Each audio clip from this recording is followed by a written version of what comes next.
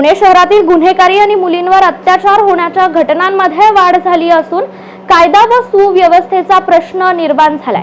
अशातच एका नामांकित कॉलेजच्या आवारात एका अल्पवयीन मुलीवर अत्याचार घडल्याची घटना घडली आहे। त्यामुळे विविध सामाजिक संघटना तसेच काँग्रेस पक्षाने आक्रमक भूमिका घेत वाडिया कॉलेज समोर आंदोलन करत प्रशासनाचा निषेध केलाय।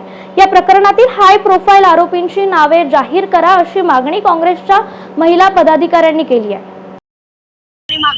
आमची भूमिका मागणी ही आहे, हाय प्रोफाईलची 2 मुलं आहेत ती पुढे आली पाहिजे।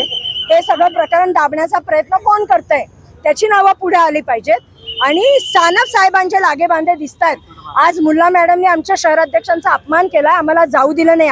आम्ही इमानदारीने आज जात होतो की आमच्या अड्डा लोक जाऊ, त्यांनी अलाउड केलं नाही।